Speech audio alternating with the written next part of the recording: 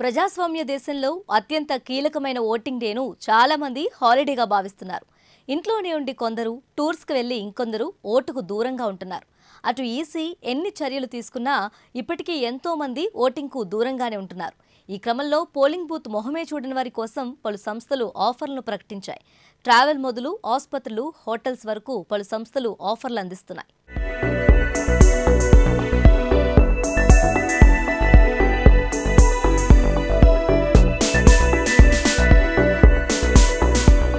AIG hospitals అనారోగ్యంతో ఉన్న వారికి ఉచితంగా డాక్టర్ కన్సల్టేషన్ అందించడంతో పాటు ల్యాబ్ టెస్టులో 50% రాయితీ ఇస్తామంటుంది.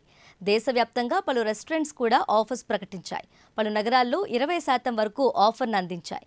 ఇంప్రెసారియో ఎంటర్టైన్మెంట్ అండ్ హాస్పిటాలిటీ సంస్థ 20% డిస్కౌంట్ అందిస్తామని వెల్లడించింది.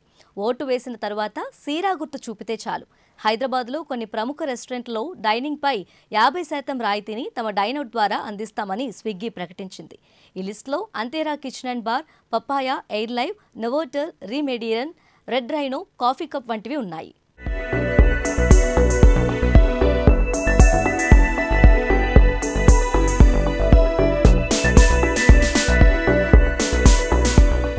ఇప్పటికే ఓటేయడానికి చాలా మంది ఊరెళ్లిపోగా మరికొంతమంది ఆ ప్రయత్నంలో ఉన్నారు. ఈ క్రమంలో రెడ్ బస్, అబీబస్ లాంటి సంస్థలు టికెట్లపై దాదాపు 20% డిస్కౌంట్ అందిస్తామని చెబుతున్నాయి. తొలిసారి ఓటేసే యువతకు air India express bumper offer ప్రకటించింది. ఇతర నగరాలకు వెళ్లిన యువత సొంతూరులో ఓటేయడానికి వెళ్లాలనుకుంటే టికెట్లపై 19% రాయితీ ఇస్తామని ప్రకటించింది. ఏప్రిల్ 19న ఆఫర్ ప్రకటించగా సంస్థ వెబ్సైట్లో జరుగుతున్న ప్రతి 20 బుకింగ్లలో ఒకటి ఫస్ట్ టైం ఓటర్దే కావటం విశేషం. ఓటర్ గుర్తింపు కార్డును ఎయిర్పోర్ట్లోనే చూపించాల్సి ఉంటుంది.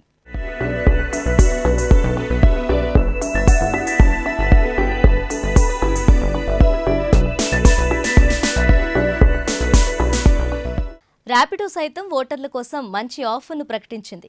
హైదరాబాద్తో పాటు పలు నగరాల్లో ఓటర్లకు పోలింగ్ స్టేషన్ వరకు బైక్ రైడ్ను ఉచితంగా అందిస్తామని తెలిపింది. దివ్యాంగులకు క్యాబ్, ఆటోలను ఫ్రీగా అందిస్తామని చెప్పింది.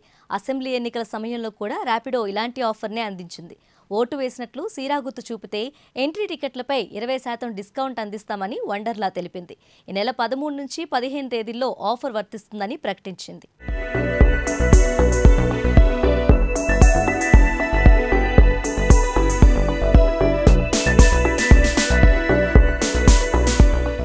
ఈ ఆఫర్స్ కోసమైనా ఓటర్లు తమ ఓటు హక్కును వినియోగించుకుంటారా అన్నది క్వశ్చన్ మార్క్గా మారింది.